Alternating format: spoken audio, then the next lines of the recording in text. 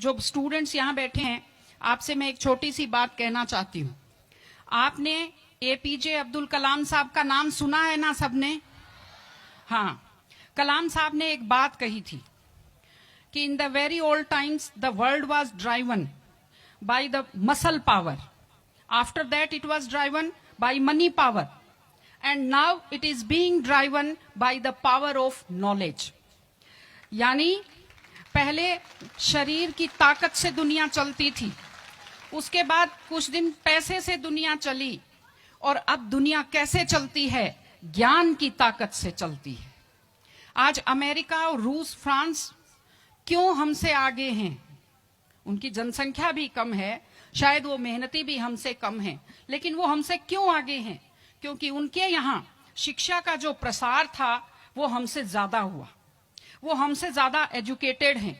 हम लोग प्राचीन काल में हमारे यहाँ बहुत अच्छी यूनिवर्सिटीज थी, नालंदा यूनिवर्सिटी थी, तक्षशिला यूनिवर्सिटी थी, लेकिन जब मध्यकाल आया तो हमने अंधविश्वासों पर ज्यादा ध्यान दिया, और जो नॉलेज था साइंस का उस पर हमने कम ध्यान दिया, इसलिए हम विश्व में पिछड़ गए।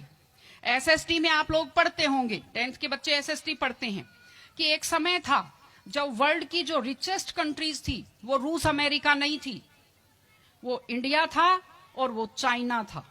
चीन और भारत विश्व के सबसे धनी देश थे, लेकिन हमने एजुकेशन पर ध्यान देना छोड़ा। उसका नतीजा ये निकला कि हम लोग गरीब हो गए, हम लोग पिछड़ गए, हम लोग कमजोर हो गए। इसलिए अगर आपको खुद को ताकतवर होना है और इस देश को ताकतवर बनाना है तो आप लोग शिक्षा पर ज्यादा से ज्यादा ध्यान दीजिए।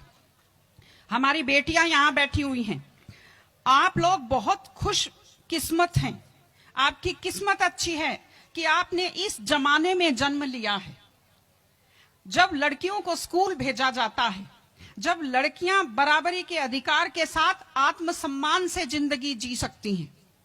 मैं अभी सोफे पर अकेली बैठी हुई थी, फिर उसके बाद शिफा जी आए और फिर उसके बाद संतोष जी आए, तो हमें जगह हमारी बढ़ती गई। मैंने कहा भाई पुरुषों सिंहासन खाली करो, महिलाएं आती हैं।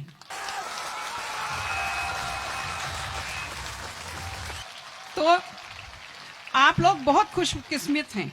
आपकी दादी नानी कितना मेहनत करती थी, सांस नहीं ले पाती थी खुलकर, घूंघट से चेहरा ढककर रखना पड़ता था, जोर से बोल नहीं पाती थी, कानाफूसी में बात करती थी, और आप कितने सम्मान के साथ अपना बैग लेकर के पूरे विश्वास से आप स्कूल आते हो। बहुत खुशकिस्मती की आपके लिए बात है, आपको इसका फायदा उठाना चाहिए।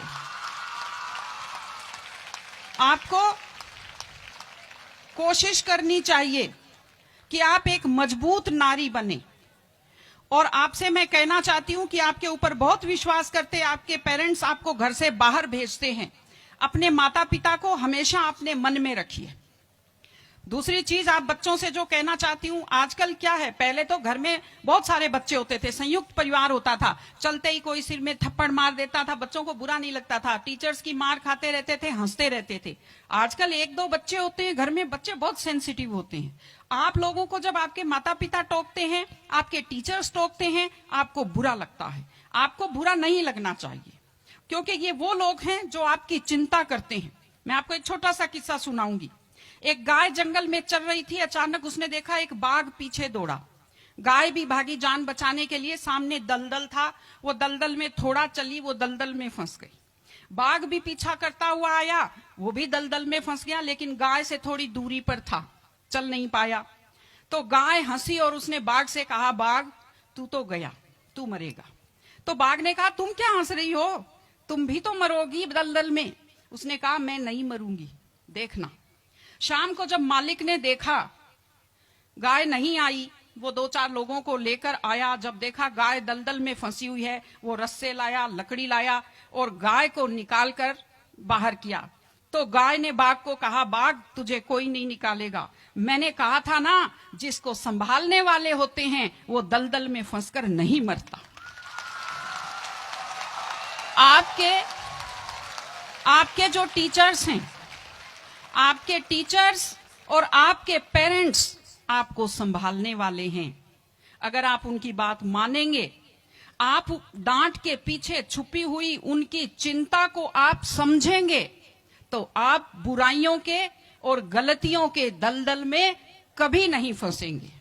इसलिए अपने माता पिता को, विशेषकर अपनी मां का चेहरा अपने दिमाग में रखिए, अपने दिल में रखिए कि वो आपके ऊपर कितना विश्वास करते हैं, वो आपकी कितनी चिंता करते हैं, घर पे आपका इंतजार करते हैं, आपके लिए हमेशा वो दुआएं करते हैं। आपके माता पिता जब मंदिर में जाते हैं खुद के लिए कुछ नहीं मांगते, जब वो बचत करते हैं उस पैसे से खुद के लिए कुछ नहीं खरीदते, वो पैसा आप लोगों पर खर्च करते हैं। उनकी इस चिंता को समझिए, अपने टीचर्स की चिंता को समझिए।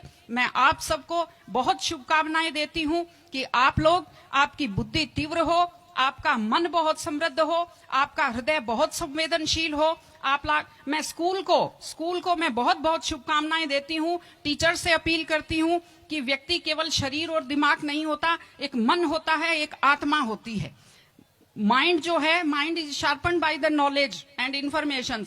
दिमाग तो तेज होता है, लेकिन बच्चों का मन समृद्ध कीजिए, उन्हें कमजोर पर दया करना सिखाइए, उन्हें परिवार के प्रति संवेदनशील बनना सिखाइए कि वो एक अच्छे संपूर्ण नागरिक बने, जिसको कहते हैं कंप्लीट पर्सनैलिटी, वैसे बने। मैं स्कूल को, आप सब बच्चों को, आपको ढेर सारी शुभकामनाएं देती हूं। आप अच्छे व्यक्तित्व बने, आप अच्छे नागरिक बने, एक मजबूत परिवार का, मजबूत देश का और एक अच्छे समाज का आप निर्माण करें। आपने बुलाया, हमें सुना, हमें सम्मान दिया, मैं हृदय से आभारी हूं। बहुत बहुत धन्यवाद। नमस्कार।